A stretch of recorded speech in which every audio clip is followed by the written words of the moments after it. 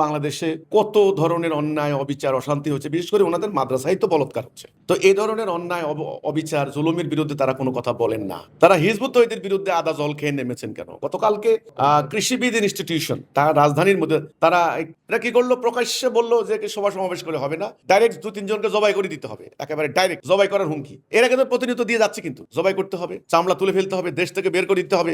এই যে উগ্রবাদী চিন্তা ভাবনা, এই যে উগ্রবাদী কথাবার্তা, আমরা বলেছি ওরা পাগল হয়ে গেছে। আজকে জনগণের সামনে ওদের চেহারা উন্মোচিত হয়েছে। ওরা জনগণের ভেতরে এতদিন ধরে একটা দরবেশী ভাব নিয়েছিল, কিন্তু ওদের ভেতরে জঘন্য, হ্যাঁ, কবরের মতো। কবরের উপরেরটা খুবই সুন্দর দেখেন, ভিতরে কিন্তু মরা মানুষের হাড় গড়ে পূর্ণ। তো আজকে ওরা এই অবস্থা। এখন আপনি বললেন যে আমাদের বিরুদ্ধে কেন নামছে? আমরা কোনো ওদের কাছে আইলে পা দেই নাই, আমাদের সাথে ওদের কোনো আত্মীয়তারও কোনো সম্পর্ক নেই, কোনো লেনদেনও নাই। তাহলে ওরা কেন আমাদের বিরুদ্ধে লাগছে? আমরা এই সত্যটা তুলে ধরছি যে ধর্মের নামে বিনিময় নেওয়া নিষেধ। ধর্মকে রাজনৈতিক স্বার্থে, ব্যক্তি স্বার্থে ব্যবহার করা, এটার নাম ধর্ম ব্যবসা। আমরা ধর্ম ব্যবসার বিরুদ্ধে কথা বলেছি।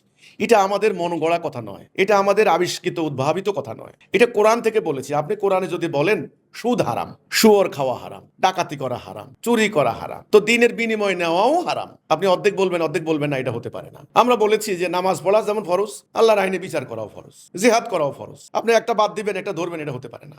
আংশিক হলো। গোপন করলে আল্লাহ বলছেন এর উপরে আল্লাহ লানত পড়বে।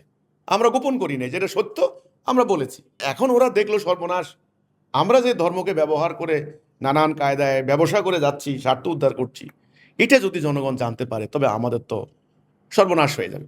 আমি মনে করি তাদের এই স্বার্থ নষ্ট হবে।